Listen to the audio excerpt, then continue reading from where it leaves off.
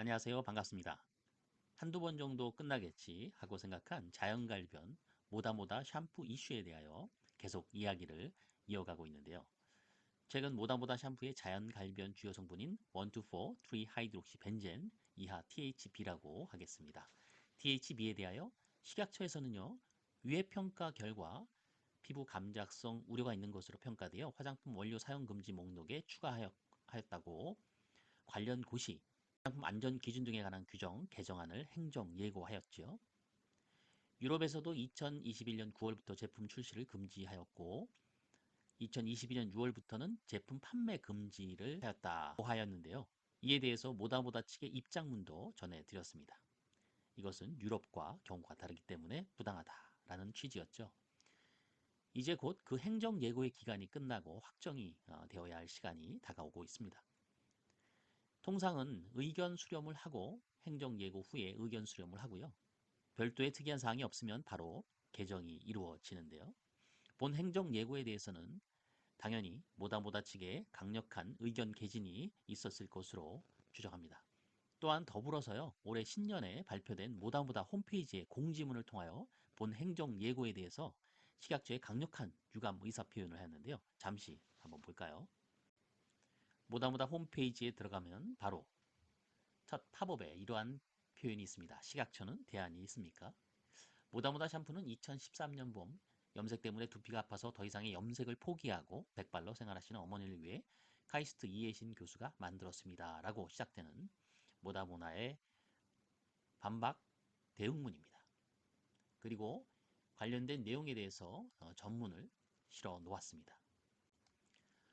본 전문의 내용을 살펴보시면 한국소비자원 안전감시국에서 발표한 연모제 안전실태 보고서에 관한 내용을 실어 놓았고요. 여기에서는 소비자가 연모제 부작용 발생을 겪지 않기 위해서는 연모제를 가능한 사용하지 않는 것이 좋지만 굳이 사용하게 된다면 주성분 PPD가 포함되지 않는 것을 선택하는 것이 바람직하다라고 하였습니다.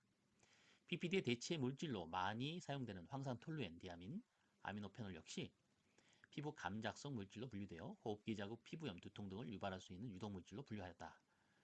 식약처에서 모다모다 제품에 함유된 THB 성분을 어떤 근거로 피부 감작성 우려가 된다고 판단하였는지 합리적인 시험 방법으로 도출된 결과물이 있는지 명확한 공개가 필요하며 식약처에서 고시원료로 등재한 원료들의 피부 감작성 여부는 무해하다고 해석하여 허가한 것인지 식약처의 해명이 필요하다라고 게시하였습니다. 그리고서는 현재 국내 고시 연모제 주요 성분 및 일부 성분 위해성 평가 보고서를 실어놨는데요. 여기에는 국내 연모제에 사용되고 있는 주요 성분들 페닐렌 디아민, 황산톨루엔 디아민, 황산아미노클로로클레졸,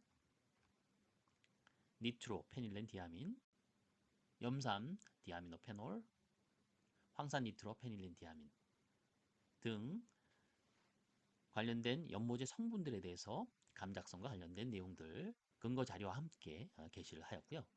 THB 유사 성분의 국내 허용 사례 또한 같이 게재를 하였습니다. 동성제약에 사용되고 있는 벤젠트리올, 피로칼롤 이거 역시 피부 감작 시험 결과 문제가 있는 것이다 라고 이야기하고 있습니다. 모다모다 샴푸 사용자 중에 그러면 부작용의 사례는 그동안 어떤 것이 있었는지도 언급을 했는데요. 현재 150만 명 생산량을 도입하였다라고 하고요. 100만 명가량의 국내 소비자들에게 판매가 됐고요.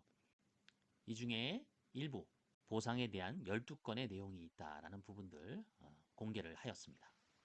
또한 모다모다 블랙 샴푸 완제품 안전성 임상 자료를 발췌한 내용들을 실어 놓았죠. 모다모다의 이러한 내용을 보면 회사의 사활을 건 모습이 엿보입니다. 당연히 그럴 것이 이번 행정 예고가 확정이 될 경우에는요. 회사에 미칠 영향이 매우 클 것으로 사료가 되는데요. 따라서는 모다모다 측에서는 사활을 걸 수밖에 없을 듯합니다. 지난 12일에는요. 모다모다와 본 개발에 직접 참여한 카이스트 교수의 온라인 기자회견도 있었는데요. 이 기자회견을 통해서 식약처가 행정 예고한 화장품 안전 기준 등에 관한 규정 개정안에 따라 소수점 이하의 극소량이나마 THB를 함유하고 있는 자사 제품의 안전성에 대한 신뢰가 크게 훼손된 것에 대해서 강력한 유감을 표시하였다고 하는데요. 이번 식약처의 행정 예고의 중간 개정 추진 결과라는 보도 자료가 나온 이유는요. 매우 이례적인 일인데요. 무슨 일인가 싶었는데 아마도 이러한 모다보다 측의 강력한 대응 차원이 아니었을까 하는 생각이 듭니다. 그만큼 이번 개정안의 파장이 클 것을 우려해서 그리고 그만큼 신중하게 결정하고 있다는 점을 말해주고 싶어서 그런 것이 아닐까 생각이 듭니다. 화장품의 안전기준 개정 추진 결과에 대해서 잠깐 살펴보면요. 화장품의 안전기준 개정 추진 결과에 대해서 설명합니다. 라고 되어 있고요. 지난해 12월 27일부터 행정 예고 중인 화장품 안전기준에 관한 규정 개정안에 대해서 설명을 한다. 라고 되어 있으며 해외 안전기준 등을 상시적으로 모니터링하고 식품의약품과 관련한 안전성과 유해 가능성을 검토하여 국내 기준을 정비하고 있다. 시각처가 행정예고한 THB의 경우에는 유럽소비자 안전성 과학위원회에서 2019년도 비임상 시험 결과에 근거하여 유전 독성 등 우려가 있어 화장품의 사용이 안전하다고 볼 수 없다는 의견을 제시했고 2020년 12월 유럽에서는요 사용 금지 목록에 해당 성분을 추가하였다. 이에 시각처는 유럽의 조치 결정의 과학적 근거들을 종합적으로 검토하고 전문가 회의를 거친 결과 유럽에서의 평가 결과와 다르지 않은 의견을 토대로 사전 예방적 관리 차원에서 THB 사용을 금지하는 개정안을 행정 예고한 상황이다. 그리고 이러한 개정안에 대해서 누구든지 의견을 제출할 수 있고요. 개정안에 대해서 1월 17일까지 의견을 수렴한다라고 말하고 있습니다. 그리고 제출된 의견을 충분히 검토하고 필요시 전문가 자문 등을 거쳐 개정을 추진할 예정이다. 절차가 마무리되는 대로 결과를 공개할 계획이다. 라는 부분으로 화장품 안전기준 개정 추진 경과에 대해서 중간 과정을 설명하고 있습니다. 일반적으로 개정안 행정예고의 내용이 확 바뀌는 경우는 매우 드문 일입니다. 따라서 현 개정안이 확정 발표가 된다면 유통 판매되고 있는 이슈에 논란이 된 모다모다 샴푸의 생산은 중단될 것으로 보입니다. 그러면 이미 판매되고 있는 샴푸는 어떻게 해야 되는 걸까요? 문제가 있으니까 회수를 해야 되는 걸까요? 아니면 이미 사용된 거니까 어쩔 수 없는 것일까요? 참 안타까운 일입니다. 아직 결론이 나지 않은 상황이니까 두고는 봐야 되겠는데요. 안전과 관련하여서는요. 무엇보다도 보수적이어야 한다는 것이 개인적인 생각입니다. 하지만 남이 보수적이니까 나도 그래야 되겠다 하는 의존적인 보수처럼 느껴지는 것은 바람직하지 않을 것 같다는 생각이 듭니다.